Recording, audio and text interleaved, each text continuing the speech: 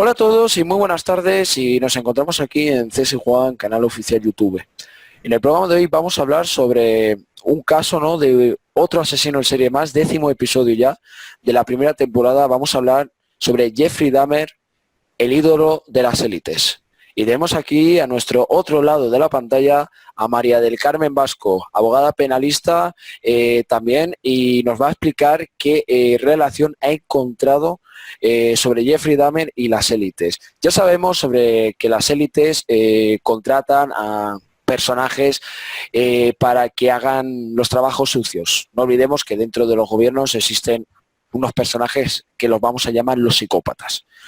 Y eso en Hostel te lo explican muy bien, y además lo describen con una gran perfección y un gran auge que la gente ya lo tendría que entender. Bueno, pues te damos la bienvenida, María del Carmen Vasco. Buenas tardes y bienvenida al programa otra vez más, la segunda vez que estás aquí, y la verdad que es un placer que una autoridad de la ley intervenga en el programa. Buenas tardes. Bueno, no soy autoridad, afortunadamente, soy solamente defensora de los derechos fundamentales, que creo que da hasta más caché. Y para mí también es un honor participar en tu programa. Buenas tardes.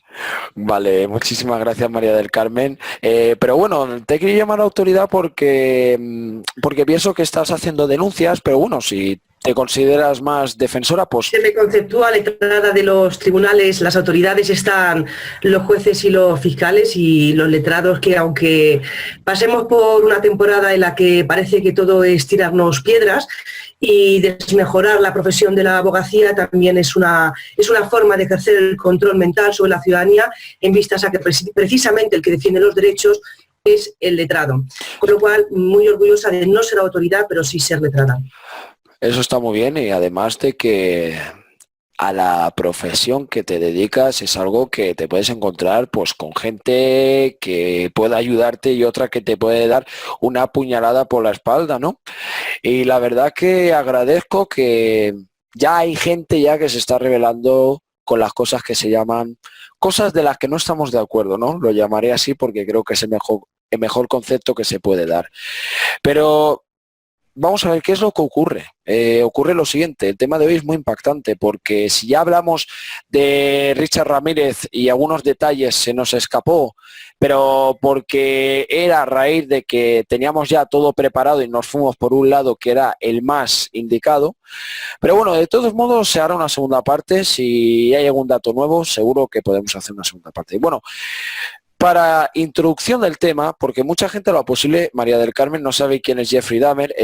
Jeffrey Dahmer fue conocido como el carnicero de Milwaukee. Mató a 17 hombres, todos con rasgos de la homosexualidad. Él incluso admitió ser homosexual. Tenía, pues, eso fue a raíz de que él fue abusado sexualmente por su padre ya siendo muy de joven, y su padre siempre lo ha negado, hasta que le preguntaron en una entrevista, oye, ¿usted abusó de su hijo? Que su hijo lo afirma. Dice, no, yo nunca he abusado, ¿no? Pero existe evidencias, porque Jeffrey Dahmer le había confesado a un íntimo amigo suyo de que su padre lo había abusado, ¿no? Y bueno, el asesino, digamos, según la versión oficial, estima desde el año 1778 hasta 1991. Fíjate bien. No me cuadra mucho que sea 17 personas. Mira hasta qué puedo decir ahora mismo, porque si calculamos 1978 hasta 1991, es casi ya como unos 21 años, 20 años aproximadamente, ¿no? Pero bueno, te voy a dar paso a ti, María del Carmen, como introducción del tema, o mejor dicho, ya la hemos hecho, pero como primera pregunta, ya que eres la invitada especial de hoy, ¿qué nos puedes contar de lo que has podido averiguar de este caso de Jeffrey Dahmer? Porque quedan muchas lagunas. Yo creo que quedan y muchas, ¿eh? Pues mira, vamos a ir por partes. Lo primero, igual que hice en el anterior programa, es que informo de los años a los que fue condenado este señor y por qué exactamente fue condenado por un jurado a 937 años de cárcel por haber matado, bueno, ya no presuntamente, porque está condenado por haber matado afirmativamente 15 personas, 15 varones, Si bien, como tú dices, se le imputan 17 asesinatos, hay 2 que evidentemente quedaron, que no entraron en esa condena, aunque se habla que pudieran haber sido muchos más. Cuando hablamos de que se le condenó a 15 asesinatos, es hasta donde la justicia ha podido responder. Jeffrey Dahmer es el ídolo de las élites, yo le digo el ídolo de los Illuminati. En buena prueba de ello es que Katy Perry, que tiene un vídeo con el rito de Memphis, que es Dark House, en esa letra precisamente se hace una referencia a Jeffrey Dahmer, algo así dice la letra como ella devora tu corazón, como Jeffrey Dahmer, porque Jeffrey Dahmer reúne todas las características, todos los adjetivos del ritual de la fraternidad, de a lo que se aspira por parte de los miembros de esta fraternidad, y por tanto lo han elevado a los máximos altares, que él, por cierto, se iba a construir uno antes de que lo detuvieran, que ahora vamos a hablar de quién era verdaderamente Jeffrey Dahmer. Y en el tema de la homosexualidad me gustaría puntualizar que yo no considero que Jeffrey Dahmer sea homosexual. Y voy a explicar el porqué. Jeffrey Dahmer, como tú bien has dicho, está bajo la sospecha de haber sufrido abusos sexuales por parte de su, tú dices, de su padre. Es algo que está sin demostrar, se tiene que hablar siempre en términos presuntivos y con prudencia, pero vamos, reúne todas las cartas. Y cuando un niño es expuesto a una edad muy temprana a abusos y agresiones sexuales sin que entienda cuál es el concepto de la sexualidad, lo que se provoca, entre otras cosas, es que ese niño tenga una sexualidad deformada. Ello quiere decir que yo, por homosexual, entiendo una persona que libremente ha decidido a una cierta edad, cuando ya tiene su capacidad de decidir libremente sobre su sexualidad, que desea mantener relaciones o que entabla o prefiere entablar relaciones sexuales con personas de su mismo sexo. En este caso, lo que estamos hablando es de una persona que estaba destruida como persona, porque entiendo que se la había destruido desde que era niño, y obviamente estos niños que han sufrido abusos sexuales desde menores sí que tienen una tendencia a estar con hombres, a lo que dices tú, a caer en la homosexualidad cogida entre comillas, pero no se puede descartar que tuvieran también relaciones con mujeres. Fundamentalmente lo que hay que decir es que Jeffrey Dahmer no era homosexual, sino que era pedófilo. Fíjate que lo que tú estabas comentando anteriormente, en que no es lo mismo homosexual que pedófilo, hay una diferencia. Exacto. Sobre el tema de Hostel, que yo estoy descifrando, en el cual pues ya vengo explicando en mi canal cómo saltó la película Oculta, que habla de Alcácer en la parte número 2 y en la parte número 1 del caso Zambor, que el que sabe pronunciarlo eres tú, que es un caso en Holanda. Bien, hay como yo he tenido que investigar y reunir muchísima información sobre este tema para poder descifrar la película que estaba oculta, lo digo porque creo que es interesante. Tú sabes que en ese caso se enfrentó una versión oficial y una versión conspiranoica, y que ninguna de las dos entablaba lazos en común, que según lo que se está descifrando en mi canal, según la teoría de Lee Roth, sí había muchos lazos en común entre la tesis oficial y la tesis conspiranoica. Entonces, al final, desde mi punto de vista, las dos posturas desinforman, porque la tesis conspiranoica, una de las cosas por las que asentaba su teoría de que Antonio Anglés, por ejemplo, no podía estar detrás de este asunto, era en la homosexualidad, que había un informe, que él era homosexual, que lo habían dicho presos que habían compartido celdas con él en prisiones cuando había estado. Sin embargo, la persona que dice eso, que es Juan Ignacio Blanco, al que yo admiro, pero eso no quiere decir que me tenga que comer con patatas fritas todo lo que él dice, ahí, dicho sea con los máximos respetos, desinforma. Lo que pasa es que él no podía decir la verdad porque toda su teoría se hubiera venido abajo. Porque Antonio Anglés era pedófilo, pero si él llega a decir que Antonio Anglés era pedófilo, le hubieran dicho, pero tú, ¿de qué estás discutiendo? Si precisamente esto es un caso de pedofilia. Precisamente una de las cosas que yo he podido indagar y está dicho por sus propios hermanos, aparte de que en esa familia por generaciones había el tema de abuso sexual, o sea que estaríamos hablando de familias que yo los llamo los bloodliners, es decir, que van abusando de generaciones en generaciones, es que él había abusado de sus hermanos, cuando eran pequeños, incluso de la hermana, e incluso les había obligado a tener relaciones entre ellos. Razón por la cual uno de los hermanos llega a atacarle con un cuchillo y es internado automáticamente en un psiquiátrico que está en Fontanet, del cual, por cierto, nunca más se supo. Es el gran ausente de todo ese entramado que es la familia Anglés. Pero te lo digo porque hay que diferenciar entre homosexual y pedófilo. Y Antonio Anglés, igual que Jeffrey Dahmer, que son patrones muy iguales, se nota cuando un niño ha tenido abusos o agresiones sexuales siendo muy pequeño porque la sexualidad la tiene totalmente descompuesta. No es lo mismo elegir libremente una opción que haberse descompuesto ya toda la estructura. Perdona. Sí, está muy bien como lo has explicado, es bien siempre aclarar algunos conceptos, pero cuando he dicho eso de que él era homosexual, eso viene a raíz de que un amigo íntimo de él le contó, creo que si no me equivoco fue a la policía, de que él le había confesado que había sido abusado y que le gustaban los hombres. Entonces él desde ahí se había convertido al homosexualismo, pero de pequeño él no era homosexual. Eso empezó cuando hubo los abusos, él ya, su cuerpo empezó a adquirir otro tipo de forma, ¿no? Porque él incluso hasta fue ingresado al hospital a raíz de que le tenían que hacer una operación y curiosamente tuvo un cambio de personalidad, estaba bajo una programación.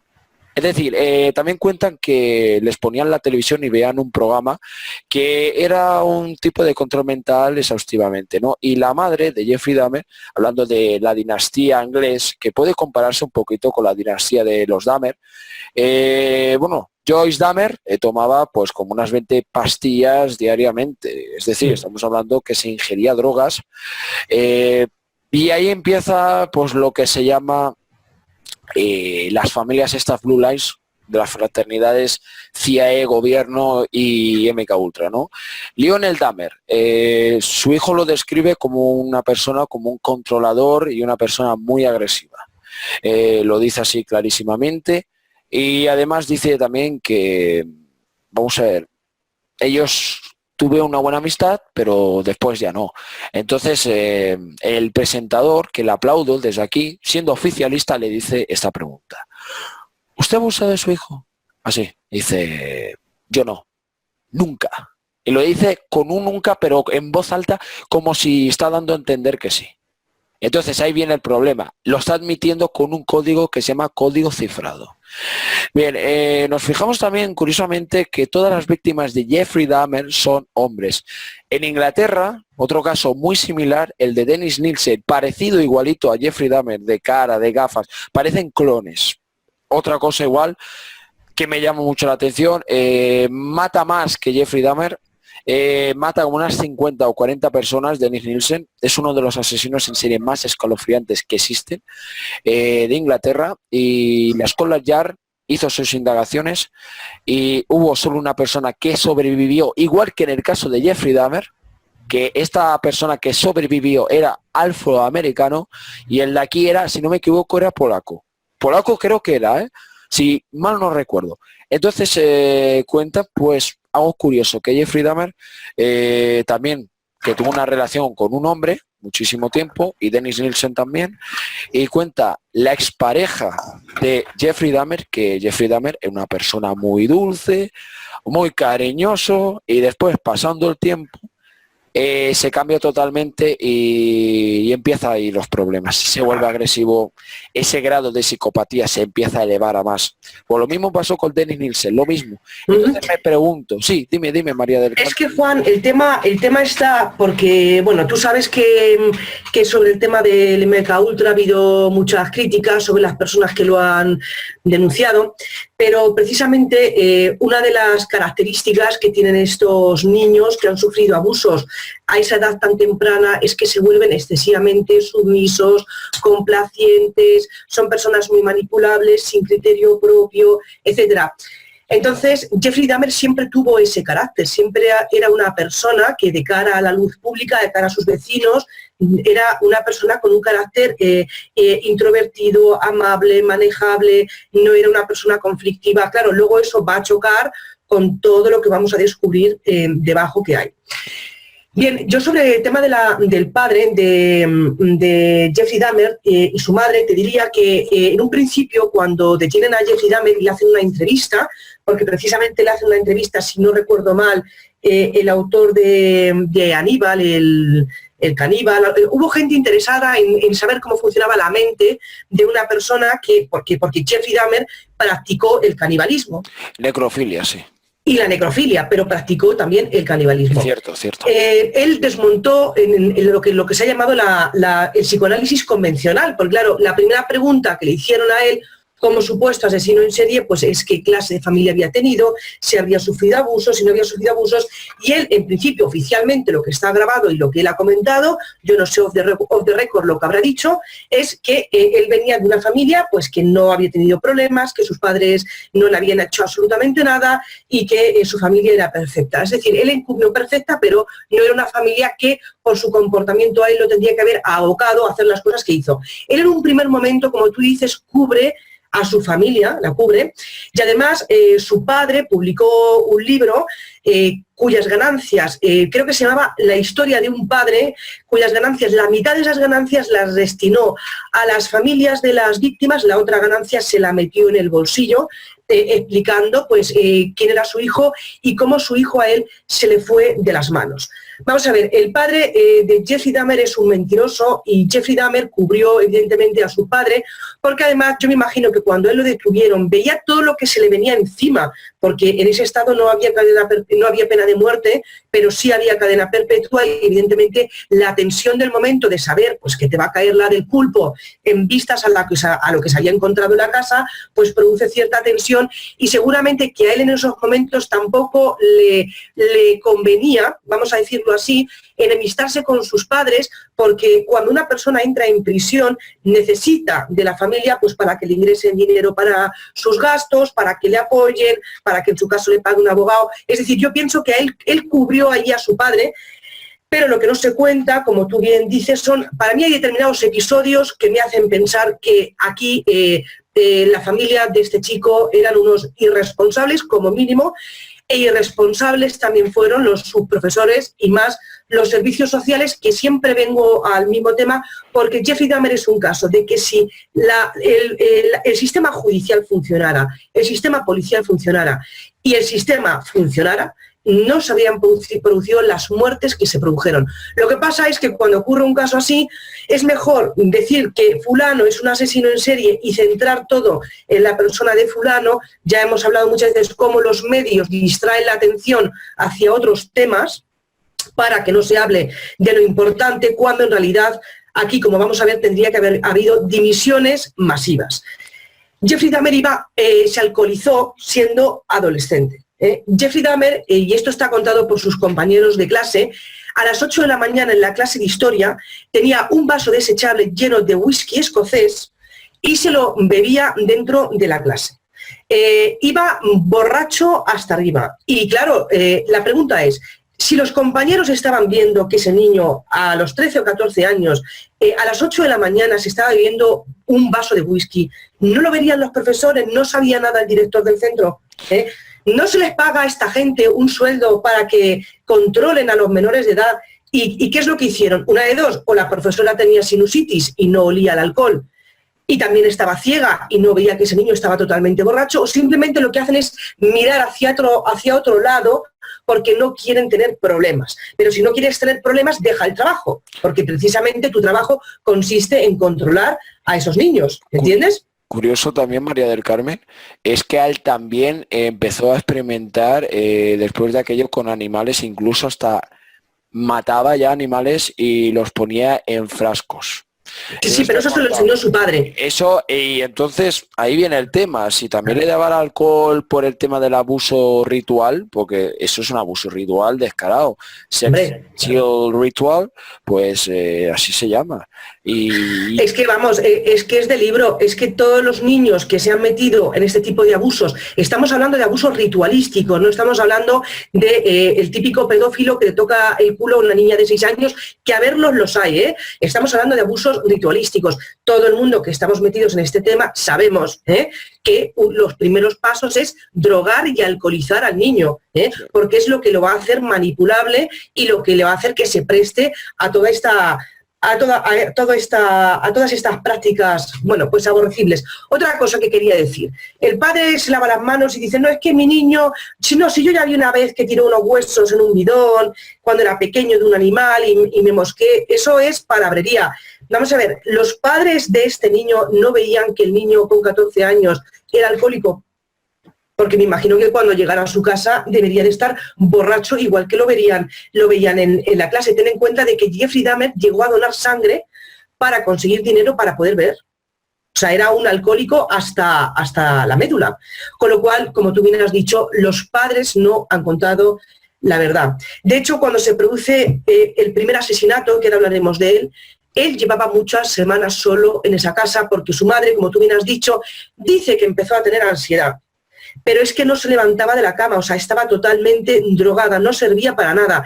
El padre después se divorció y prácticamente la sensación que da es que los abandona o no les presta atención, porque ya te digo que cuando sucede el primer asesinato, Jeffrey Dahmer llevaba muchas semanas solo en esa casa. Exacto, el apartamento ese también que él tenía, a donde después de ir al club ese de hombres se los llevaba, al que reclutaba y les hacía todo tipo de barbaridades.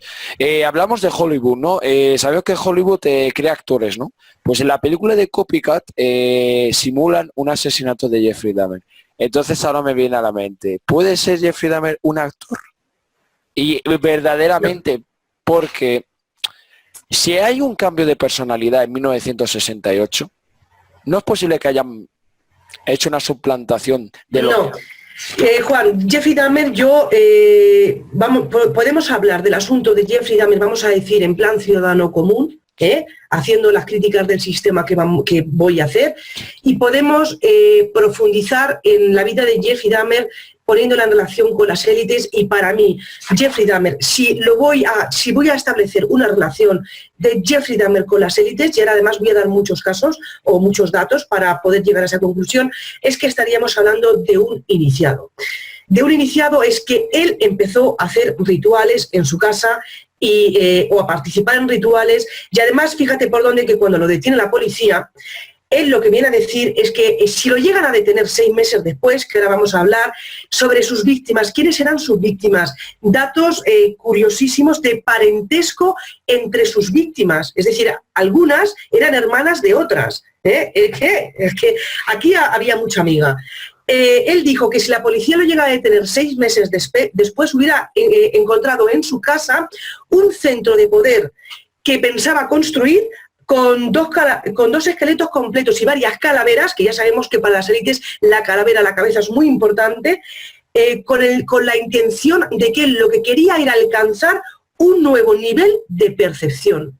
Es muy importante lo que él dice, porque precisamente una de las bases de estos rituales de las élites, como ya hemos hablado, es la apertura, el llamamiento a esas entidades que ellos dicen interdimensionales, a ese nuevo nivel de percepción. Y él lo dice expresamente, que él lo que quería era construir en su casa su altar, su centro de poder, porque tenía que alcanzar ese nuevo nivel de percepción, con lo cual no es un móvil, sus crímenes no son con un móvil de pedofilia, con un móvil de ganas de matar, con un móvil, no, es que él lo que perseguía como finalidad era alcanzar ese otro nuevo nivel. Muy interesante. Entonces, si él ha sido un iniciado para estas élites, estamos hablando que a lo posible entre sus amistades él tenía relación con alguien. Por supuesto, vamos a ver, por supuesto, es que una de las cosas que mosquea es que él fue denunciado por abusos precisamente en el año 1988, porque supuestamente, voy a buscar la nota porque me parece súper interesante, supuestamente en su apartamento de Milwaukee, él convence a un chico de 13 años a cambio de $50 para que suba a su apartamento. Entonces allí le hace unas fotografías, porque él hacía fotografías, no solamente fotografías eróticas antes de cometer las mutilaciones, los asesinatos, también fotografiaba cómo los mutilaba, cómo los mataba. Es decir, tenía allí un escaparate no al homicidio, porque ya se escapa del homicidio, al ritual. Hemos hablado muchas veces cómo la gente que participa en estos rituales lo graba todo. Es una cosa que nos llama la atención. En ese año, pues a lo mejor, o en esos años, era más fácil coger la cámara Polaroid y lanzar las instantáneas. Pero a lo que voy, los padres de este niño lo denuncian a él por abusar sexualmente del menor, y él tiene un juicio que precisamente fue condenado a libertad vigilada o a una semilibertad, juicio que mientras él estuvo preventivo o él estuvo en libertad condicional, es decir, todavía sin juzgar, todavía mató a otra persona. Y el padre le dijo al juez que por favor sometiera a su hijo a un tratamiento de alcoholemia, porque todos los problemas de su hijo venían por el alcoholismo. Vamos a ver, entre tú y yo sabemos que los problemas de Jeffrey Dahmer no vinieron por el alcoholismo. El alcoholismo fue una consecuencia de lo que a él le pasó, pero un juez responsable, que un padre le dice, mira, es que mi hijo tiene problemas con el alcohol, no lo sometió a un tratamiento de alcoholismo, simplemente lo dejó en semilibertad por haber abusado de un menor durante un año. Y qué curioso, porque tú sabrás un momento de chapuza judicial que se produce cuando un chico que tiene un nombre extrañísimo, Sinta Somphone, vamos a ver, este chico que tenía 14 años, él se lo lleva al piso, le hace una serie de fotografías, le hace 3 agujeros en el cerebro, le mete ácido por los agujeros, porque él, uno de los ideales que tenía era crear un esclavo sexual, un zombie, es decir, una pareja que estuviera a su lado, le complaciera sexualmente, pero no hablara, no se moviera. Es decir, tú fíjate lo que sabía el tío del MK Ultra. O sea, quería conseguir el esclavo sexual. Entonces, a una serie de víctimas les empieza a infiltrar lejía, ve que con lejía no puede y a este le infiltra ácido. ¿Qué es lo que pasa? Que cuando baja abajo a comprar unas cervezas, el chico, que estaba evidentemente destrozado, porque tú imagínate que te hagan 3 trepanaciones en el cerebro, te metan ácido, ¿cómo bajaría? Tenía 14 años, lo ven unas personas que estaban en la calle y se llama automáticamente a la policía. La policía ve cómo está este chico semidesnudo, llega Jeffrey Dahmer, convence a la policía de que este niño era su amante. Tú fíjate cómo hay que tener la cabeza, siendo policía, viendo a un menor de 14 años con un chico mayor de edad, suben al apartamento, ven todas las fotografías que le había hecho al niño antes de empezar a torturarlo, y la policía, como ve esas fotografías donde el niño estaba pues prácticamente semidesnudo, llega a la conclusión de que Jeffrey Dahmer decía la verdad y que serían amantes. Y se marchan del piso. Y se marchan del piso, entre otras cosas, porque dicen que el olor que había en la casa era insoportable. Y era insoportable porque había otro cadáver en un dormitorio y estaba todo el apartamento lleno de una cabeza por aquí, un pie por allí, porque él desmembraba los cuerpos, que ahora hablaremos sobre el modus operandi, no me quiero adelantar, pero a lo que voy. La policía abandona ese apartamento por el increíble hedor a cadáver que había en el piso. Evidentemente lo de cadáver no lo dijeron porque habrían quedado mal, pero este chico era hermano de aquel otro por el que se le condenó por abusos. Entonces tú dices, pero ¿qué lío hay aquí de que los padres de un niño denuncian a este chico, que le llamaban a Jeffrey Dahmer, le llamaban Jeff, por abusar sexualmente de un menor, y que luego haya otro incidente con otro hermano suyo en ese mismo apartamento, que fue en el caso en que subió la policía arriba? Claro, para que tú veas cómo ahí parece que hay una red detrás, una red de pedofilia. Claro, Jeffrey Dahmer tiene un hermano. Tiene un hermano, pero del hermano se ha hablado poco. Pero no me refería a ese hermano, ¿eh? ¿Te refieres a otro? Claro, vamos a ver, Jeffrey Dahmer fue condenado por abusos sexuales a un menor de 13 años, porque lo denunciaron los padres del menor, que es lo primero que he comentado, y años después, es decir, el chico de 14... ¿Te quieres decir que el chico...? Él abusa de los dos hermanos. Los dos hermanos. Abusó del primero, que lo denunciaron los padres, pero es que cuando surge el segundo incidente, que he comentado, de la policía que sube al apartamento, este chico de 14 años era hermano del primero. Ah, vale. Tiene dos hermanos. Vale, es decir, que al que abusan su hermano... Mira, Jeffrey Dahmer fue condenado por haber abusado sexualmente de un menor. Evidentemente no lo mató, porque si no lo habrían condenado por homicidio, ¿vale? No lo mató, simplemente abusó sexualmente de él, ¿vale? Los padres del menor lo denunciaron a él, a Jeffrey Dahmer, Y a Jeffrey Dahmer un juez lo condenó a semilibertad. Hasta ahí bien. Vale. Durante el tiempo que estuvo en libertad condicional a la espera del juicio, por cierto, mató a otra persona. Sí, eso lo sé. Después se produce un incidente en su apartamento con otro niño de 14 años, que es lo que yo acabo de comentar, el que le trepanó el cerebro y para Sí, tal. esa escena que aparece. Pues este niño de 14 años era hermano del primer niño del que había abusado y por el que le había condenado la justicia, que precisamente fueron sus padres los que lo habían denunciado, con lo cual extraña que otro hijo de esos padres que habían denunciado aparezca en el apartamento de Jeffrey Dahmer y además lo mató. Vale, entonces ahí vendría la... Llega uno a pensar si es que los padres de esos niños los prostituían o los servían para algo. Puede ser.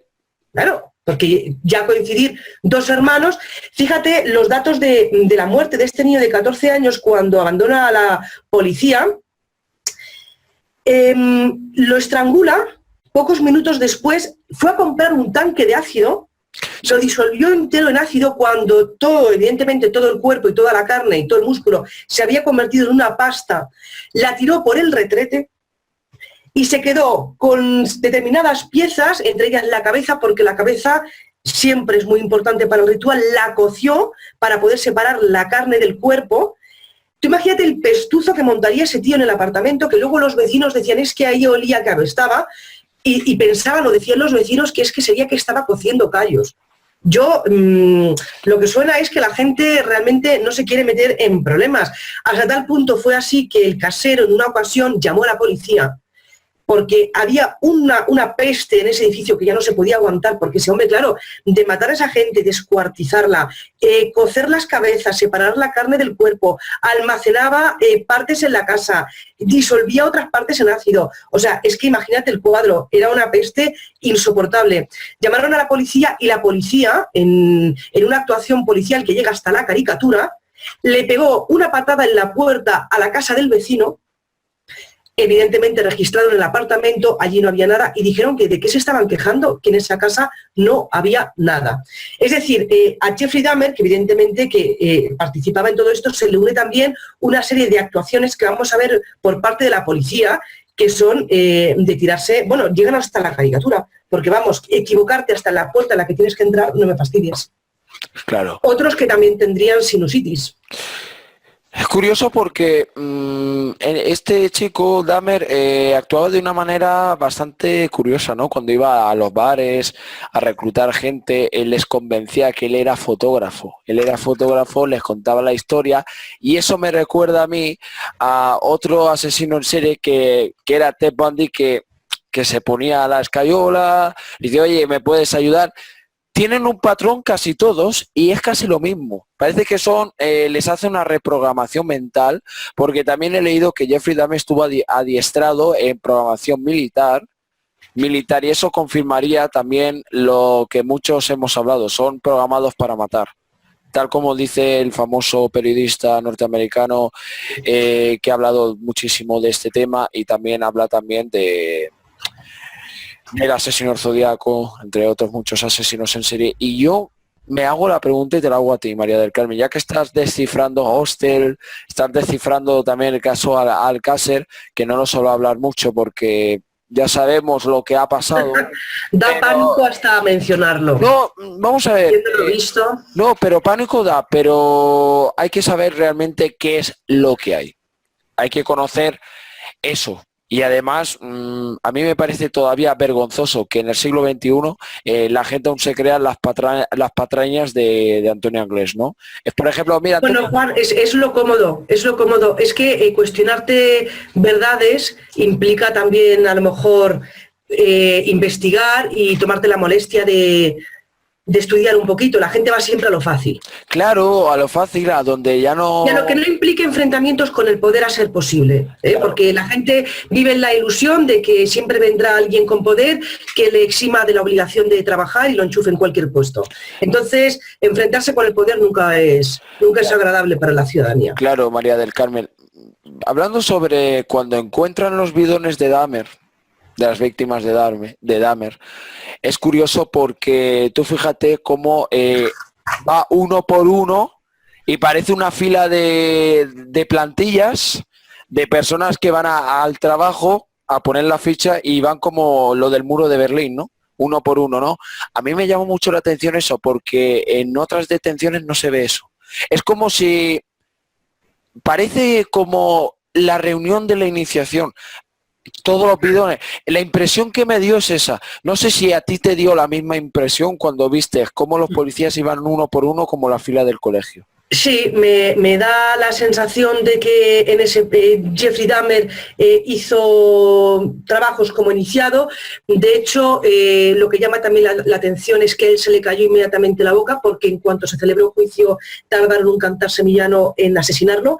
Lo intentaron la primera vez, no le salió bien, salió herido leve, y al poco rato ya pues un afroamericano que realizaba ahí labores de limpieza le abrió directamente la cabeza, porque evidentemente lo que se pretende es no hablar. En el caso de Jeffrey Dahmer, lo que dices tú, aparte de la organización, lo que ves son aspectos de incompetencia policial, que es que mira, luego dicen que los ciudadanos decimos que si esto, que si lo otro, pero tú ya cuando ves tanta incompetencia policial, te llegas a plantear hasta qué punto en casa de Jeffrey Dahmer, como tú decías, con su padre, allí no había algo, vamos a decirlo, oculto, vamos a decir que allí no se podrían organizar reuniones, rituales. Yo tengo mi sospecha de que sí, incluso pienso que en el apartamento de Jeffrey Dahmer pasaba algo más que la versión oficial que nos han ofrecido. Mira, por ejemplo, un caso, la primera persona a la que él supuestamente dice que mata, con 18 años, un chico que estaba haciendo autostop, se ve que él lo para, lo convence para que se fueran a casa de sus padres. Autostop, curioso. Sí, exactamente. Autostop. Se fueron a casa de sus padres, él dice que en un momento determinado lo mata, lo descuartiza, bueno, lo que es su modus operandi siempre era el mismo. Abuso, necrofilia, canibalismo, porque se comía partes del cuerpo. Además, cuando lo detuvieron, describía o le contó a la policía si la carne del cuello estaba mejor que la carne del glúteo, o sea, que ya incluso daba instrucciones culinarias sobre la carne humana.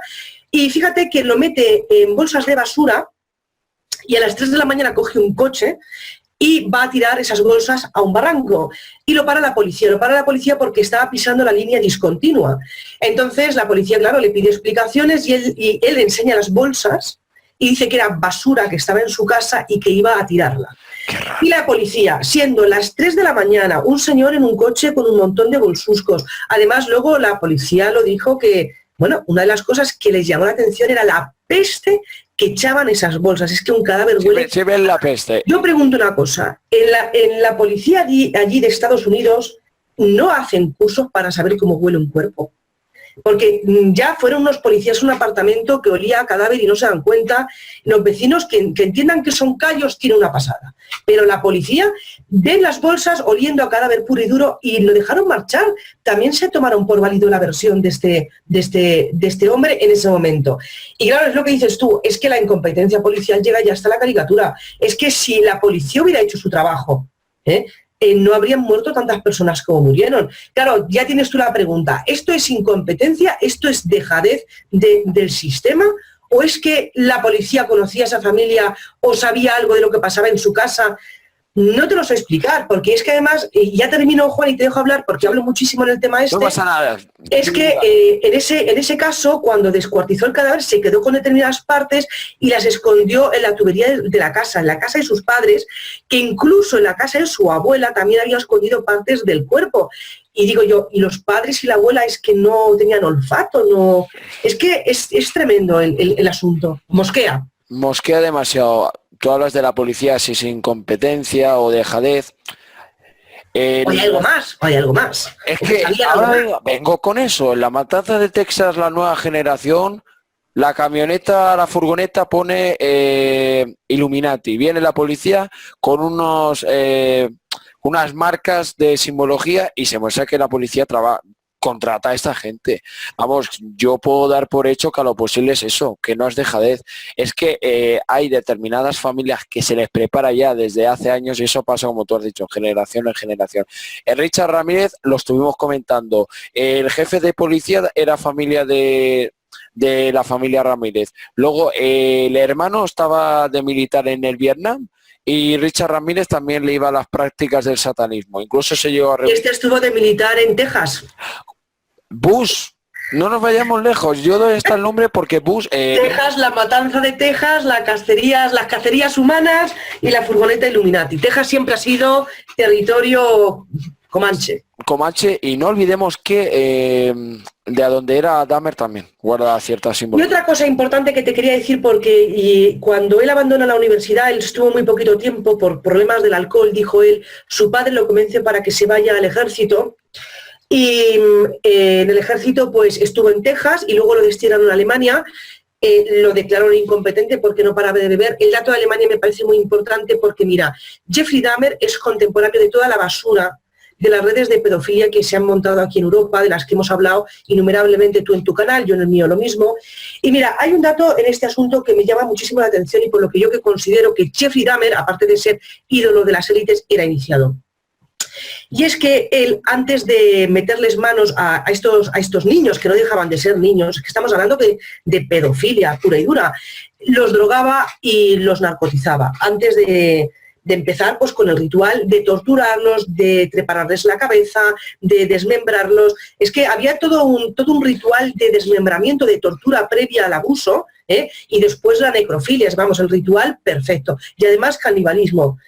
En el caso que hemos estado comentando, off the record, que os sucede en Holanda, que se pronuncia Samboro. Yo le digo Sambor porque yo lo pronuncio en español, porque no se pronuncia. Sanfots. Me llama la atención que el modus operandi precisamente era coger niños de 2 años, 3 años, porque las imágenes son espeluznantes, pero es que los drogaban antes de abusar de ellos. O sea, tenían un sistema operandi muy similar al que tenía Jeffrey Dahmer. Y Jeffrey Dahmer era prácticamente contemporáneo a estos hechos. Él fue detenido anteriormente y estos hechos, pero aunque se descubriera en el año 93, la cosa ya venía de más atrás. Parece que era un sistema, era una forma de actuar, de drogar primeramente al niño para poder realizarle todas esas barbaridades que le hacían.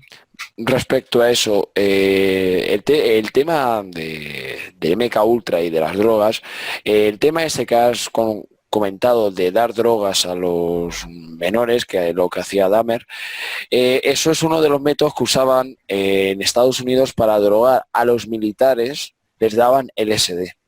Y ellos se lo metían para matar con más motivación y con más concentración. Y además, si vas a Alemania y Texas, son dos fraternidades, la Orden de Bavaria. Texas tendrá su orden oculta, podemos llamar la Orden de Texas, porque la Orden de Malta es mucha Orden de Malta, pero la Orden de Texas es la Orden de Texas con pasado europeo, porque Texas es de habla hispana y de habla americana. Y no olvidemos que está la de Juárez, que ahí está el secreto mejor guardado a nivel mundial, dicho por Roberto Bolaños, y Jeffrey Dahmer. Y fíjate bien, el nombre de Dahmer es muy... Fíjate bien, si lo cuentas son 6. El número 6, te están dando pistas. El número 17, un número también de la cabalística de los sionistas. Luego también los números del 9, si lo pones al revés, te da 666, 1978. 1991, es decir, el 9 aparece al revés, es un 6, luego también tenemos 1, 1, 1, 3, 3, 3, unos dicen que es el número mágico, pero súmale y te da otra cosa, ¿no? Y la década de los 90 parece que no, pero la década de los 90 guarda, yo no sé si decirlo así, o es que en los 90 pasaba esto por los acuerdos políticos que habían firmados, o era porque tenía que hacerse esto para que los altos cargos como el fontanero o el lampista ascendiese de poder, porque en un famoso crimen aquí en España había un alto cargo, por ejemplo, no voy a dar nombres, pero que su hermano era lampista, y de lampista pasó a una organización militar muy importante. Y como ya sabemos que el doctor Mayonesa, todos sabéis quién es el doctor Mayonesa, yo no sé si Calvé es, vamos a decirlo así, la mayonesa Calvé pertenece a esta gente, pero sí que es curioso que este señor era gobernador civil de Alicante de la noche a la mañana. Estamos hablando de cómo ascienden a estos altos cargos, porque el ritual de las coronas es el ritual que se usó para dichos crímenes. Aquí en España se usó ese para varios crímenes, que era coger a ese grupo, el noveno círculo, como han hecho con Dahmer, que por eso seguro lo llevaron a Alemania, para que él experimentese el control mental de las drogas y llevarlo esto muy subjúdice, ¿vale? Para que no lo pillesen. Y por eso luego dijeron, no, es que no vale. No, es que esto formaba ya parte de un cover-up, un encubrimiento. Y Sanford, para que la gente no se quede en líos, porque cada uno que lo pronuncie como quiera, eso no hay problema, pero otra gente sí se lo toma muy a pecho porque tiene lo que es el egocentrismo, ¿vale? María del Carmen. Entonces, Sanford es vamos a decir, es una colección, una trilogía de que se encuentra en países como Inglaterra, Holanda, Alemania. Ahora han dicho que España también se encuentra porque Bernat Alapetit estaba aquí haciendo cargos para X personas, luego también que apareció muerto, por cierto, Bernat Alapetit, en extrañas circunstancias. Luego también sabemos que Dutroux pertenecía a una secta valenciana, y iba mucho a Eslovaquia, a Checoslovaquia, creo que era Eslovaquia, mejor dicho. Y qué curioso, que estamos hablando de muy cerca de Hostel. Cacerías humanas son reales y no es ninguna ficción. Pilar Baselga ya estuvo aquí anteriormente en mi programa y bueno, a ella le dolió mucho comentar el tema de esto, incluso lo podéis escuchar, que ella misma lo afirma, ¿no? Porque a ella le parece muy duro hablar de estos temas y desde aquí un saludo porque es una persona que admiro, es muy humana, defensora como tú, María del Carmen. Pero para no desviarnos, estas élites no nos vayan muy lejos aquí en España. Aquí en España es que muchas veces nos centramos en lo de afuera, pero en lo de dentro.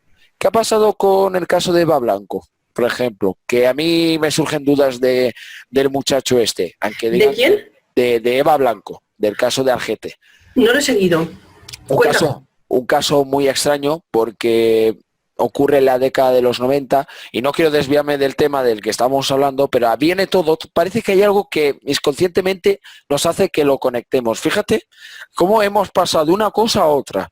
Sí, Parece que no, es como si se deja conectar, se deja conectar. nuestro subconsciente juega con esa balanza, ¿no? Bien, esta niña fallece en el año 97 en Algete, un pueblo muy cerca, sí, muy cerca de La Moraleja, y también de a donde se encontraba el caso de Laura Urue. Bueno, pero para establecer una relación bastante interesante hay que empezar ya anteriormente, ¿no? Bueno, pues vamos a hablar por Eva Blanco y después pasamos a los otros temas. Eva Blanco era una chica pues que tenía sus amigas y una noche sale de fiesta, según ahora cuentan que iba a una discoteca y que a la mitad de camino se subía al coche de una persona. De eso ya y después no sabemos qué es lo que pasó. Se sabe que mantenía relaciones con este Amer Calais, como le llaman ahora, que lo han detenido en un pueblo de Francia, con 52 años de edad.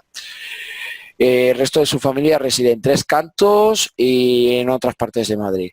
Entonces, pues, según cuentan, que este señor la había violado, ella según dicen, con su consentimiento, pero que luego se fue el tema de las manos. Al parecer tenían un noviazgo y luego se desvió el tema, ¿no? Entonces, en un momento dado, hay una fuerte discusión y ese señor le asesta, ni nada más ni nada menos, a una chica de 16 años, 21 apuñaladas. Y pasa lo siguiente, ella muere desangrada, porque la pudieron salvar si hubiesen pasado antes de las 7 de la mañana, porque ella creo que aparece a las 7 de la mañana en un descampado que está conectado entre una carretera y otra, ¿no? Sí. Y es curioso porque Patricia López, que es investigadora o criminóloga, no, periodista, perdón, sacó en un programa de Detrás de la Verdad la conexión skinheads o neonazis con el caso de Eva Blanco. Entonces me llama a mí la atención que ahora hayan dado de 100 líneas de investigación que se han llevado a cabo, hayan dado por hecho que por una prueba de ADN, pero sí lo den por hecho que haya sido él. Pero no olvidemos que hay más gente y lo doy por hecho. Además, que en el año 93, un mes después que apareciesen los cadáveres de las niñas de Alcácer, se encuentra en San Blas un cadáver de una chica, se llama Susana Ruiz. Susana Ruiz, un caso que no sé si tú lo conocerás, María del Carmen. Me suena. Es un caso que hay una conexión política, ella aparece con un golpe o 2 golpes en la cabeza, con un objeto conductente, le habían hecho un objeto punzante, le habían asestado varios golpes y luego varias apuñaladas, más violación. Se dice que había ido a una caseta abandonada, a una fiesta que habían con jóvenes. Ella desaparece y después la asesina. Entonces el padre no se quedó conforme, los padres, y pidieron un segundo informe a Luis Frontela. Lo hizo y dijo esto, ¿no? ¿Y qué dijo? Pues eso, que había sido violada, le habían asestado tantas puñaladas y le habían dado varios golpes en la cabeza con un objeto punzante. Es decir, los rasgos de Eva Blanco y la chica que he mencionado son clavados. Claro, lo que pasa es que, vamos a ver, yo no quiero hacer tampoco de abogado del diablo, pero vamos a ver, hay una cosa que no deberíamos de perder de vista, y es que el hecho de que haya asuntos que no han quedado del todo esclarecidos, eso es lo que parece, o lo que se intuye, no significa que no existan homicidas y no existan asesinos. Vamos a ver, gente que ha matado mujeres, las hay, no voy a decir que a porrillo, pero las hay. Gente que ha abierto a otros la cabeza. Vamos a ver, a mí, yo he hecho contigo un programa y tú sabes cómo yo soy en estos temas. Yo no soy escéptica, pero yo tengo que ver las señales típicas de un ritual para poder decir que el asunto me puede encajar, no digo que no sea en un ritual. Por ejemplo, tú me hablas del caso Alcácer. El caso Alcácer es el ritual puro y duro. Puro y duro. Exacto. Hasta en las cabezas. Y te lo digo porque ahí es otro tema que yo lo que le aconsejo a la gente es que si le gusta el tema y quiere indagar, que no se fíe mucho tampoco de lo que oiga en programas de radio que están colgados en YouTube, porque yo, por ejemplo, me fié de un dato de la autopsia, que también lo dijo Blanco, y he podido acceder al informe del profesor Frontela y a la declaración que hizo ante el tribunal, y cualquier parecido con la realidad es una pura coincidencia. Te lo digo porque cuando uno analiza un asunto, que no tome por verdad oficial nada, sino que contraste todos los datos. Por ejemplo, él dijo que los cuerpos no tenían livideces cadavéricas porque habían estado debajo del agua, y el profesor Frontela eso no lo ha dicho en su vida. Precisamente lo que explicó es que si un cuerpo está debajo del agua, tiene livideces cadavéricas, lo único que pasa es que las tiene repartidas porque el cuerpo está constantemente en movimiento. Pero el hecho de que un cuerpo no tenga livideces cadavéricas lo que implica es que se desangró. Y el desangramiento es muy importante también en el ritual. Entonces, que en el Levante ya sabemos que ha habido muertes muy sospechosas. Me puedes nombrar 700.000 casos, como el caso Macastre o la chica que la ingresaron en aquella clínica de Alfaz del Pi y desapareció, no sé si es que se la llevó la selva, como dicen en la película de Depredador, porque nunca más ha vuelto a aparecer. Sí ha habido casos allí muy sospechosos. Lo que pasa es que yo también pienso que todos los asuntos hay que cogerlos con el debido escepticismo. Entre pinzas. Exactamente. Tener mucho cuidado con lo que se vaya a decir. También yo siempre lo he dicho muchas veces en mi canal, respetar las resoluciones judiciales. Las personas no pueden salir, fíjate, en un medio de comunicación diciendo abiertamente que fulano, mengano o zutano han podido ser las personas que están detrás de este crimen o de aquel crimen, porque puedes hacer mucho daño a sus familias, y si a uno lo hicieran, si a ti te lo hicieran, tampoco te sentaría bien. Tomaría medidas sobre el asunto. Claro. Y tanto más cuando, por lo que acabo de decir, porque yo justamente en el caso que me has comentado de Alcácer, yo es que a Blanco le he pillado ya 2 meteduras de pata. Lo cual no quiere decir que me parezca un muy buen investigador, pero no voy a elevar a nadie a los altares, porque son 2 y son 2 muy graves. Mira, pues mucha gente, vamos a ver, yo de Blanco no suelo hablar ni quiero darle publicidad, pero últimamente la gente se está quejando y veo debates a donde a Blanco lo ponen, no sé si para mandarlo a París, pero a Blanco lo ponen a caldo, ¿no? Y hay gente, pues no sé, hay gente que cree que que se merece el altar. Que sí ha luchado contra esa manada de sinvergüenzas, sí, por supuesto, pero eso no quita que él, para taparse a él mismo, que no le hagan nada, pues tenga que a veces modificar un detalle y diga otro para protegerse, ¿no? No, eso yo no lo critico. Yo lo que critico es que, vamos a ver, y tampoco lo critico porque, mira, las personas somos imperfectas, cometemos errores, son casos muy complicados donde se tiene que almacenar muchísima información, pero mi opinión es que si tú como profesional vas a salir en un medio de información hablando sobre un caso que no solamente levantó tanta polémica social, sino que hay de por medio familias que obviamente lo han debido de pasar, iba a decir un disparate. Muy mal. Ten cuidado con lo que dices, ¿me entiendes? Claro. Si tú ahora mismo das un dato de la autopsia que es equivocado y hay alguien que lo descubre, también puede pensar que el resto que has dicho, que a lo mejor es verdad, yo no lo sé, pues es equivocado también. Mira, se da la casualidad que hablamos de esto, porque en septiembre iba a realizar un reportaje y me he echado para atrás porque, vamos a ver, yo no puedo resolver esto, me puedo perjudicar a mí mismo hablando de este tema, porque sabemos que el CNI está controlando este tipo de temas, digamos, la parte del diablo, ¿no?, que tiene el CNI, tiene una parte que es otro servicio más de inteligencia, pero ya son de las cloacas, y hay que saber bien cuando se habla de este tema y qué es lo que se va a decir, porque sí, este tema a día de hoy hay gente viva. Entonces, Ceci Juan ya hizo sus programas y ya de ahí se va a quedar ahí.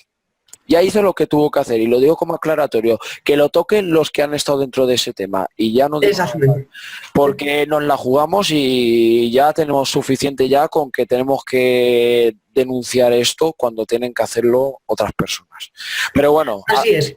A lo que íbamos. En el tema de Dahmer, pues bueno, hemos hablado de Angles, que bueno, menciona Angles no pasa nada porque hay gente que cree que ha sido él, pero el caso de Dahmer puede tener una gran comparación con el combate. Sí, Juan, espérate, perdona que te interrumpa. Es que puede ser que ese señor participara en el secuestro y al final él no fuera el autor de las muertes.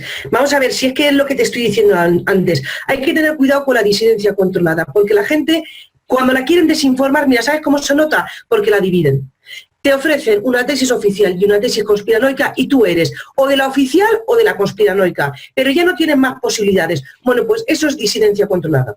Es que a lo mejor no todo es blanco y no todo es negro.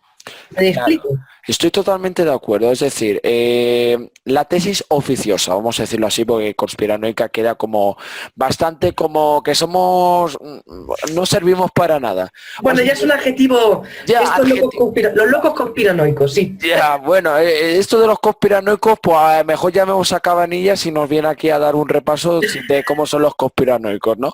Y desde aquí un saludo, que seguro conoce mi programa, no lo dudemos. Fíjate bien que en todos estos temas a nivel mundial, ¿vale? Jeffrey Dahmer, vamos a suponer, un personaje más, ¿vale? Ahora ha fallecido desde hace tiempo, pero bueno, es un personaje más. Ha hecho sus cosas, es un sinvergüenza, ¿vale? Mis calificativos es que es un sinvergüenza y que ha encubrido a su propia familia cuando existe, para mí existe la evidencia, pues existe una confesión de Dahmer que le hace a su pareja, a su primera pareja. Y su primera pareja lo cuenta. Porque otra cosa, hay un programa de televisión, que eso está en el reportaje, que dejaré el enlace en la descripción, que mencionan a Dahmer en ese programa de televisión, y era un programa de gran nivel de audiencia, que creo que se llama algo de Gerardo, algo así. Y era un programa muy, muy importante. Y salió, creo, la pareja de Dahmer. Fíjate. Y dijo, ante todos, Dahmer es muy buena persona, no sé qué, no sé cuántos. Y fíjate que el tema de Dahmer vendió Mediaset. Es decir, produció muchísima audiencia. Ahí quiero llegar. El dinero que han hecho después, eso tampoco no se habla. También parece ser que parece un guión de cine. Encima han hecho una película. Claro. Ahí está, Hollywood. Coge esto y lo llevan al cine. También, por ejemplo, con el tema de Malaysia Airlines, ya Hollywood quería hacer una película. Que están haciendo lo que es programación de control mental, y de una manera para engañarnos de que ellos son los únicos que son los que matan y que no existe ningún gobierno, porque vamos a ver, si tenemos que hablar aquí de Sanford, de caso Franklin, tenemos que hablar de los 3 niños de Memphis, tenemos que hablar del niño de Somosierra, del niño pintor de Málaga, de las dudas que quedan con el caso de Rocío Barnikov, que también es un caso de judicialmente está muy dudoso, pues tenemos que volver ya al siglo XX porque ya parece que estamos en el siglo XX, por poco. Entonces, yo te pregunto... Mira, fíjate, te voy a interrumpir respecto a lo que dices de Jeffrey Dahmer. Yo no lo considero un sinvergüenza, lo considero una víctima del sistema. Creo que es muy fácil hablar mal de este tipo de personas porque evidentemente sus hechos no los defienden y no les dejan mal parados. Pero en tema del control mental masivo de la sociedad y de lo que tú estabas hablando antes del sistema político, evidentemente que una de las bazas que se está jugando es no solamente la destrucción del sistema político, sino también la destrucción del funcionamiento de la sociedad misma.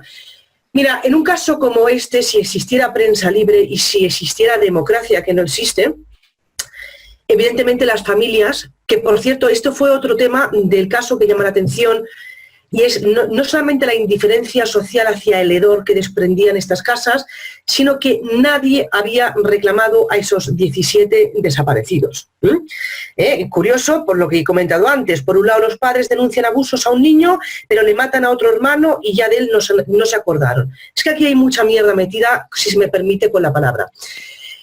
Pero lo que está más claro que el agua es que si existiera prensa libre y viviéramos en democracias, se diría, vamos a ver, el director del colegio donde este chico a las 8 de la mañana estaba borracho como una cuba, a buscar trabajo.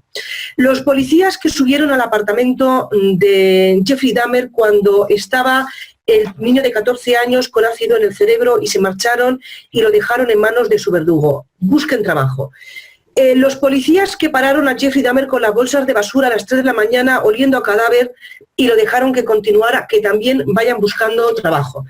Existieron 2 denuncias en la comisaría de policía de allí donde estaba su apartamento de 2 jóvenes que habían conseguido escapar de esa casa.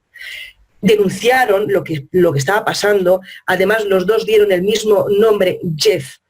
Y si se me permite la expresión, la policía se limpió el culo con estas denuncias.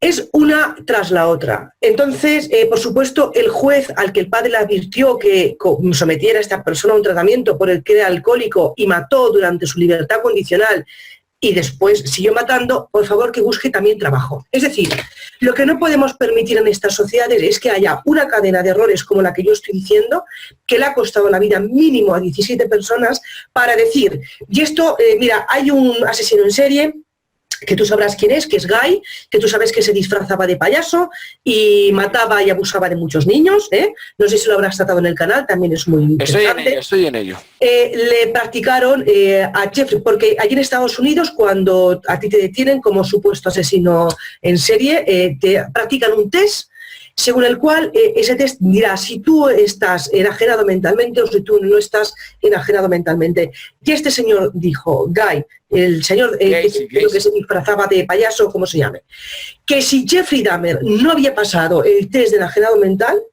no lo iba a pasar ni Dios. Existe en esta sociedad toda una política de suprimir o desconocer que existen enfermos mentales y tratarlos como si fueran normales. Y eso también para mí es control mental, porque evidentemente el sistema no puede castigar a una persona que ha llevado la vida como ha llevado Jeffrey Dahmer de la forma que castigaría a un asesino que, no sé cómo decirte, que un día planifica por cobrar un seguro de vida o porque tiene discusiones con su pareja y no le quiere pasar la pensión de alimentos, cepillársela. Vamos a ver, hay muchos de estos casos, que un niño pues, que ha sido abusado y que evidentemente sí que se ha cargado a 17 personas o más, pero que la sociedad tiene mucho que ver en el monstruo que se ha creado. Y evidentemente también el fallo del sistema judicial y policial y el fallo de nuestras sociedades, porque a mí los vecinos me pueden contar lo que quieran, ellos tuvieron que ver mucho y oler más. Somos indiferentes, pasamos absolutamente de todo y es lo que conlleva, que al final pues nada funcione. Claro, puedo llegar a decir, con todo esto que has dicho, has hablado de John Wayne Gacy, el pogo asesino, es curioso porque hay una foto que lo puedes ver con la alta alcurnia de Washington. Estamos hablando que es que lo cojas o no, tienen que ver algo con el gobierno, inmediatamente, porque dentro de los gobiernos hay psicópatas. Y ya lo he dicho antes y lo voy a decir otra vez. Dahmer, pues vamos a ver, Dahmer, para mí, si tú te fijas, el cambio que él tiene de personalidad y todo eso, también se debe a que, por ejemplo, se detecta el síndrome del fetal alcohol o alcohol fetal. Se le detecta, creo que a la madre me parece, porque como tomaba pastillas también le daba el alcohol. Es decir, y el O sea, que la madre también era alcohólica. por ahí van los tiros y además el padre, por ejemplo, eso no lo hemos dicho, pero es que este hombre trabajaba para una empresa del gobierno.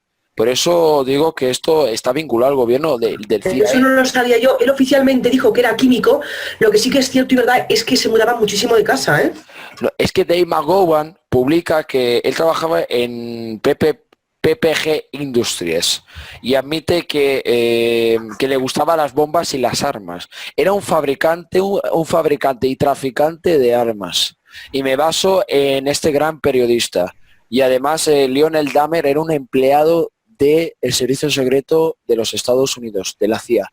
Porque cuando fabricas esto, por eso lo que has dicho, se va para Alemania. Me recuerda, ¿sabes? Ahora mismo porque el paperclip no acabó cuando lo dijeron así, ¿no?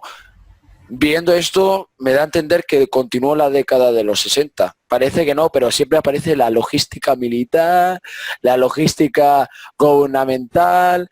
Venga, que aparece siempre lo mismo. Y el tema de la pedofilia, las snap movies, ya lo dijo George Griggs, es que hay que mirarse esa entrevista, que tanto como políticos, senadores, congresistas, demócratas, republicanos, hacen lo mismo, que son amigos, que Bill Clinton es amigo de George Bush padre, de George Bush hijo, de toda la vida, son familias. George Bush padre es un auténtico elemento. Además está hasta el cuello en ayudar a escapar a esos que dices tú, a responsables de nazis de la Segunda Guerra en los Estados Unidos y a donde fuera. Sí. Claro, sí, totalmente de acuerdo, pero si a Prescott Bush, que era el abuelo creo que era de George Bush hijo, sí, de George Bush hijo, fue enjuiciado, pero lo dejaron en libertad por el dinero, pero que había habido un juicio porque se enteraron que el dinero que se estaba recibiendo en la Segunda Guerra Mundial no era muy normal.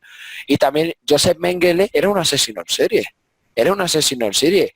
Todas las personas que murieron ahí en los campos de concentración, más lo de Estados Unidos, que ese seguro es de iniciado nada. Ese directamente es un grado 33 y estoy seguro, mucha gente me dice, no, que sigue vivo. Sí, claro que sigue vivo. Que haya podido morir. Hombre, vamos a ver, Juan, es que en los campos de concentración lo que se estaba practicando era el MK Ultra. Por eso la gente cuando empieza a decir, ay, es que esto del holocausto judío es mentira, hay muchos comentarios de ese tipo. Porque no han aparecido en las paredes gas y porque no sé qué, que no sé cuántos. Yo me callo porque en realidad tú sabes que yo lo he notado en mi canal, cuando se habla del holocausto judío, la pregunta no es cómo sucedió o por qué sucedió, la pregunta es cómo no sucede más a menudo. Porque yo no digo que los sionistas no hayan jugado su baza mundial y estén hasta el cuello en el tema de las élites, que lo están, pero también hay mucho antisemita suelto que dice auténticos disparates. Y en los campos de concentración fueron campos de experimento MK Ultra, pero a lo bestia. Y de hecho, con la operación Paperclip, cuando se les ayuda a fugarse a Argentina y a otros territorios de Latinoamérica, sí, continuaron con esas operaciones o esas prácticas MK Ultra, pero a lo salvaje. Con lo cual es que no sé lo que... O sea, por un lado, te lo digo porque decías tú de los conspiranoicos, niegan el tema de que haya sucedido el holocausto judío y por otro lado defienden la operación Paperclip, defienden las técnicas MK Ultras en los campos de concentración, claro, y que siguieran en Latinoamérica. Por eso te digo que la gente tiene que coger la información, ordenarla, organizarla y llegar a conclusiones por sus propios medios, porque claro, hay mucho timo suelto, ¿eh? Claro, sí, además te estaba escuchando de mientras que sin querer me ha sonado un poquito el teléfono por atrás. Lo que sí quiero decir, y además siempre se lo he dicho a la audiencia, que cuando me he equivocado he rectificado y he pedido disculpas porque alguna vez se me ha escapado un dato y me puede pasar, pero mucha gente... lo que me ha estado agradeciendo desde siempre es que este canal, del que todos compartimos esa información, yo sé que tú también, María del Carmen, sé que miras el canal y te lo agradezco, y si puedes a veces mencionar alguna información tal y cual, pues adelante, porque siempre es bueno hacer esto. Pero mira, desde que se ha hablado de Hostel, otros canales están haciendo vídeos de Hostel, pero no tienen la misma repercusión. Pero he tenido tanta repercusión yo. Pues me he puesto a hablar de Hostel y todos de Hostel. Te voy a decir el porqué. No me digas. Te voy a decir el porqué. Me alegro. Porque yo investigo, digamos, las estadísticas, ¿vale? Últimamente voy en Facebook y me encuentro tu nombre en muchas partes, ¿vale? En muros de otras personas, sobre todo el vídeo de la OTAN que hiciste. Ese. Claro, leí que te querían invitar a un programa de Benja Bifurfo en castellano, lo leí ahí, que te querían invitar a un programa de YouTube, y he leído que te quieren invitar a más. Es que la cosa es que se está creando rumores de que esto va a llegar a más. Y, bueno, o sea que mi canal está enganchando a gente y lo están cogiendo con fuerza. Mucho más. Por eso YouTube está manipulando tus reproducciones. Tú tendrías que tener muchísimas más de lo que se dice. Porque... Es decir, yo puedo ahora mismo poner una foto capturas, pero tengo que buscarlas, en el cual se ve, que se menciona en YouTube, en muchos canales que se hablan de estos temas del Bar España, de los rituales, sale tu nombre. Mencionan tu nombre 3 o 4 usuarios diariamente. Y de eso luego van comentando. Es decir, puedes estar contenta, doy fiabilidad de que tu trabajo... Me alegro, porque descifrar la película de Hostel, y eso que no he terminado, me está costando meterme, investigar y reunir información que, mira, yo sabes lo que pasa, que en Hostel 2, como quieras que no, es un tema que sucede en España, tengo más facilidad porque no tengo la barrera del idioma. Pero cuando me meta a descifrar Hostel 1, que me voy a meter en Holanda, aunque yo hable alemán, se le parece, pero a ver.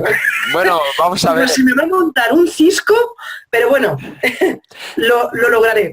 Mira, Hostel 1, te puedo dar aquí un par de datos. Cuando vi Hostel 1, aparece un holandés en la película que era, pues hacía pasar de santo, ¿no? Y realmente lo que estaba dando a entender desde el minuto cero, que allá en Eslovaquia, ahora mismo el dato de que Mardi True se iba a Eslovaquia con Jameson Newell da a entender que Hostel está basado también en el caso de True y está basado también pues en algo de los tailandeses, pero que yo no me voy por el tema de los tailandeses. Eso para mí lo voy a dejar de lado porque vamos a hablar en método europista.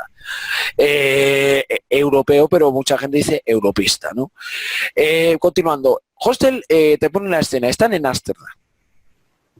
El tema de éxtasis y todo eso, ¿no? Y son americanos. Holanda y América han tenido siempre una gran amistad y una gran alianza de hermandad. Porque McDonald's, Burger King, todo eso en Holanda. Primer país en Europa en instalarse en Holanda. Porque Rutte, que lo nombro, y todos estos primeros ministros siempre son los que han ido primero a Estados Unidos y no los americanos para acá. Ahí está la pregunta. Holanda es el máximo proveedor del Shell, del tema del petróleo, del tema de los rituales, entre muchas cosas. Luego, en segunda parte, Hostel te ofrece pues otra cosa igual, el tema de la seducción. Eso también hay que comprenderlo. Estas dos mujeres aparecen en Hostel 2 cuando están en el sofá, pero no siguen en el proceso de la película. Estas dos chicas se hacen pasar pues que quieren tener un rollete, tienen el rollo y luego pues empiezan a desaparecer personas.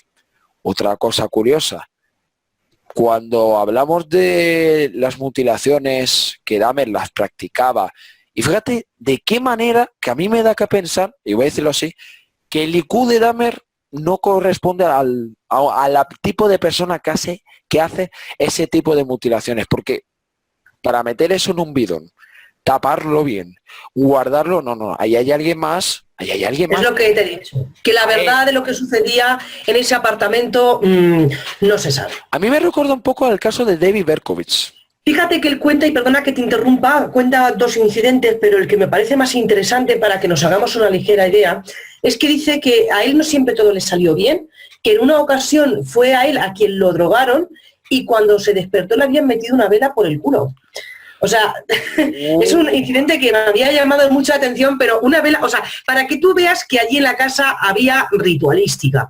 La había y se nos ha ofrecido un cuerpo a cuerpo en la práctica de esos homicidios o asesinatos, pero no sabemos si allí había más gente o qué es lo que pasaba. Vamos a ver, has dicho lo de la... Has dicho vela, ¿no? Vela. Una vela. Una vela. Y la han metido por ahí. Eso es típico, pues en el caso que hemos mencionado anteriormente, de la cruz de Caravaca y toda esa historia. Es que se repite, es que en los modos, mira, sencillamente, ¿por qué el asesino de las muñecas, que nunca ha sido detenido, hay lo que se llama silencio? Esto es aquí en España, un caso que habría ocurrido en la década de los 90 hasta mediados de los 2000. ¿Por qué hay silencio? Porque hay ese hermetismo. Nadie quiere hablar. Dice, lo tratan como un fake cuando hay fotos de las víctimas. Es decir, ¿por qué? ¿Por qué? ¿Por qué nadie quiere hablar? Pues porque algo pinta mal. Sabemos que dentro de los cuerpos de la policía, también participan en eso, ¿sabes? Y porque, Juan, porque las élites ya saben cómo funcionan estas sociedades y no tienen que hacer prácticamente nada para que todos estos asuntos no salgan a la luz. Porque en cuanto la gente se huele que detrás de un crimen puede haber gente con poder, ya pueden haber hecho la atrocidad más grande que hayan querido, la gente va a apoyar a la gente de poder porque vive sumida en el sueño de que algún día los enchufen en algún sitio y no tengan que volver a trabajar. Es como funciona esta sociedad y por eso la gente que denuncia en contra del poder está sola. Te llaman antisistema y por último ya para llegar al final. Y loco. No, efectivamente no, pero para llegar ya al final de lo que es este 10º programa de Asesinos en Serie, aquí lo que hacemos, la labor de este programa es contradecir lo que dice Discovery, History Channel y todos estos canales porque solo venden versiones oficiales. Nosotros lo que hacemos es hablar de las versiones oficiosas, en el cual ellos dicen que somos conspiranoicos, digo. Porque... Bueno, nosotros lo que hacemos, Juan, es investigar, porque tampoco nos hemos acogido a una versión oficiosa o conspiranoica, o como se la quiere llamar. Bueno, hemos cogido los datos, hemos jugado tú y yo con los datos y cada uno ha sacado sus conclusiones. Claro, la conclusión que daríamos a esto, y lo vamos a decir en voz alta, que era un iniciado y que en aquel apartamento pues pasaban otras cosas que nos han contado y está claro, ¿no? Yo creo que en manos tuyas los casos... Un iniciado puede ser que un mago, puede ser que iniciado en la magia, entre comillas, de esos rituales, porque claro, se iba a montar un centro de poder. O sea, ¿qué servicio era el que le hacía a otros? ¿Quiénes eran? Algo. Ahora es la pregunta del millón y por última, ¿quiénes eran esos otros? Pues hombre, ya sabemos que la pedofilia, pues yo hablo de la pedofilia fusionada con la política, no del abuelo que le toca el culo a una niña de 13 años en el parque, que de esos casos hay mucho, por desgracia. Sabemos que la pedofilia se ha fusionado con la política, no porque estemos hablando tampoco de crímenes sexuales, sino porque se ha pretendido destruir los sistemas políticos con algo tan asqueroso, sucio y aberrante como es no la violación de niños, sino la mutilación, la tortura, drogarles, destruirles, violarles después de muertos, comerse su carne, beberse su sangre. Es que estamos hablando ya de conceptos que ya se escapan a la maldad. Yo creo que ya es algo superior. ¿Por qué? Porque toda esa gente que ha participado en eso, los hayan filmado, los hayan fotografiado, hay testimonios de que han estado, no pueden hablar, están ya a la merced de lo que le digan las personas que están por encima. Por eso, el que se crea que vive en una democracia, que vaya abriendo los ojos, porque el sistema está totalmente podrido. Por cierto, y una última cosa, hablando de Francia, 2 hijos de un ex jurista hablan de que a su padre lo habían... Vamos a ver, para él llegar hasta ahí, me parece recordar que le hicieron pasar por temas determinados y iban por esos cerros de Úbeda. Es decir, que dentro de la jurisdicción pasa lo mismo y siempre son del magisterio del Tribunal Superior de tal país. ¿No se van a arriesgar a que un juez les salga rana y se dedique a hacer su trabajo? Efectivamente. Es que vamos a ver, la sociedad está montada de una forma que para ascender, cuidado, Es lo que dices tú, mientras más psicópata, más posibilidades tienes. Sí, a más psicópatas más les interesa primero por la energía espiritual, esa energía, esa alma que tenemos nosotros, porque a más joven, más se puede implementar ese hechizo, ese ritual de sangre, en el cual pues pueden invocar a Moloch, a Baal o a Enki o a todo lo que tú quieras. Pero vamos, que hay más. Por ejemplo, los del sánscrito, ¿no? Los que escriben en sánscrito saben perfectamente de que ahí también puedes invocar almas. No olvidemos que la magia negra ha estado muy dentro en el FBI porque Anton LaVey era criminólogo y Michael Aquino también. Entonces, señores, que estos satanistas sin nada tienen la graduación o la licenciatura de criminología. Es una vergüenza, es una vergüenza. De cirugía también. También, no. Anatomía patológica. Es una vergüenza, me parece vergonzoso que estas personas tengan privilegios y nosotros, que somos la clase media, nos tengamos que estudiar 4 o 8 años carrera de Derecho, pagar nuestras tasas universitarias. Por favor, esto no... Bueno, tú ten en cuenta de que los culpables somos nosotros porque al fin y al cabo el sistema es nuestro y si les diéramos una patada donde se merecen, ya veríamos a ver lo que acababa la feria. También siempre hablamos del lado contrario, pero nosotros porque también decidimos las elecciones, votamos a esos mismos corruptos y les... Es que no nos dan más opciones con el sistema que nosotros tenemos, el sistema político, no te dan más opciones. Lo que habría que hacer es barrer, reset y empezar desde cero, porque te lo digo yo que es que no vamos a llegar a ningún lado con toda esta grupa. A nada. Pues nada, pues María del Carmen Vasco, abogada penalista, ha sido un placer tenerte hoy aquí, la verdad que en este extenso reportaje. Y bueno, también pido disculpas por el lapsus que tuve en el anterior programa, que cometí, no sé si metí la pata en pronunciar mal el apellido, porque el nombre era muy largo y ahora pues lo he dicho correctamente y queda zanjado ese asunto, ¿no?